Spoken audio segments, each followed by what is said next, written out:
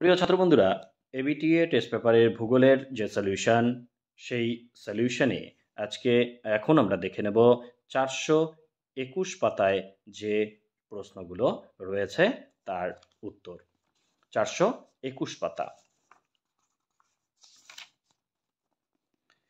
দেখো, প্রথমেই এমসিকিউ প্রশ্নোত্তরগুলো কি রয়েছে। যে প্রক্রিয়ায় ভূপৃষ্ঠের উচ্চতা বৃদ্ধি পায় তাকে বলা হয় আরোহণ প্রক্রিয়া। 1-2 মরু সমপ্রায় ভূমিতে কঠিন শিলা গঠিত কিছু অনুচ্চ পাহাড় অবশিষ্টাংশ ভূমিরূপ হিসেবে থেকে যায়, তাকে বলা হয় ইনসেল বার্জ। মনে রাখবে, মরু অঞ্চল মানেই হচ্ছে ইনসেল বার্জ। 1-3 উল্কাপিণ্ড পুড়ে ছাই হয় নিম্নলিখিত কোন স্তরে? এর আগেও আমরা পড়েছি, দেখেছি, মেসোস্ফিয়ারে। 1-4 যে যন্ত্রের সাহায্যে বায়ুর আর্দ্রতা মাপা হয় সেটি হচ্ছে হাইগ্রোমিটার। 1-5 এলনিনোর প্রভাব দেখা যায় প্রশান্ত মহাসাগরে।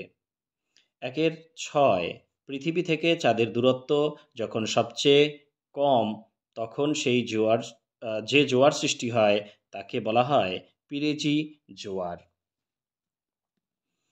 1-7 নিম্নলিখিত বর্জ্য পদার্থটি জৈব অভঙ্গুর বর্জ্য, সেটি কিন্তু কি কি রয়েছে অপশন দেখো। প্লাস্টিক বর্জ্য, কৃত্রিম রাবার বর্জ্য, অ্যালুমিনিয়ামের পাত। উত্তর কিন্তু ঘ অপশন হবে সবগুলোই। 1-8 ভারতের সর্ববৃহৎ নদী পরিকল্পনাটির নাম কি? সর্ববৃহৎ নদী পরিকল্পনাটির নাম ভাকড়া নাঙাল।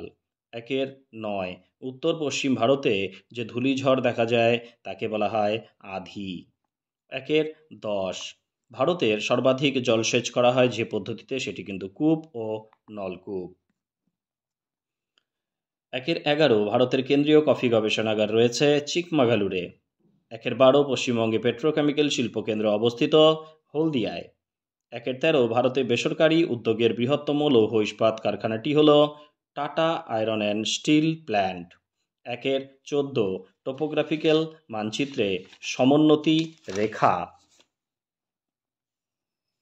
অঙ্কন করা হয় যে রং দিয়ে সেটি কিন্তু বাদামি। এবার দেখব আমরা শুদ্ধ অশুদ্ধ কি রয়েছে দেখিনি। জলপ্রপাতের পাদদেশে মন্থকূপের সৃষ্টি হয়, অশুদ্ধ। 2-1-2 ভাগীরথী ও অলকনন্দার নদীর মিলনস্থলে দেবপ্রয়াগের সৃষ্টি হয়েছে, শুদ্ধ। ভূমধ্যসাগরীয় অঞ্চলে সাধারণত গ্রীষ্মকালে বৃষ্টিপাত হয়, অশুদ্ধ। আমরা জানি ভূমধ্যসাগরীয় অঞ্চলে শীতকালে বৃষ্টিপাত হয়।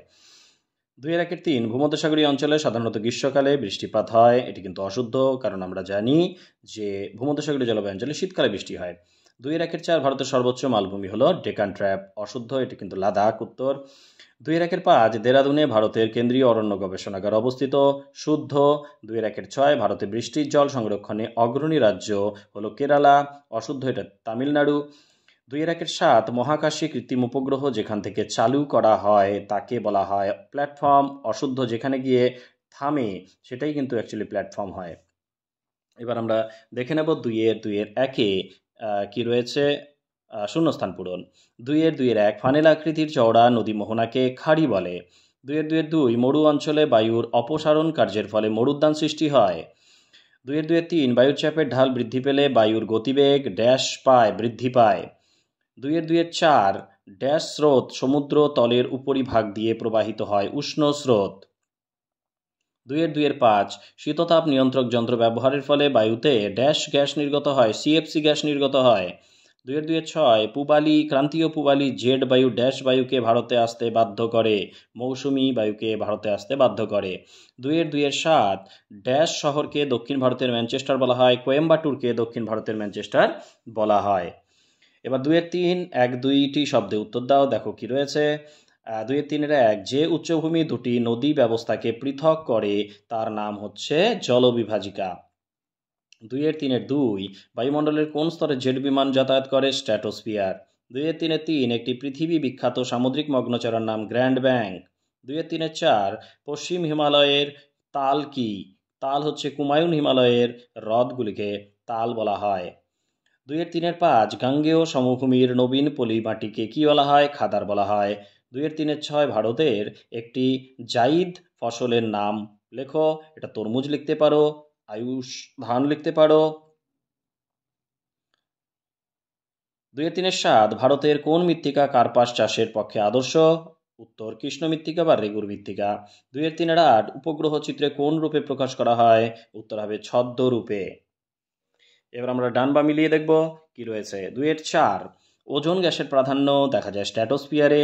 সরলবর্গীয় অরণ্য, pine, silicon valley, Bengaluru, ISRO ভারতের রকেট উৎক্ষেপক সংস্থা। তাহলে আমরা দেখে নিলাম 420 পাতার যে শর্ট কোশ্চেনগুলো, 421 পাতার শর্ট কোশ্চেনগুলো। পরবর্তী ভিডিওতে আমরা পরবর্তী যে পেজ, সেই পেজে যে শর্ট কোশ্চেনগুলো রয়েছে সেগুলো নিয়ে আবারও হাজির হব। ভালো থেকো সবাই, ধন্যবাদ।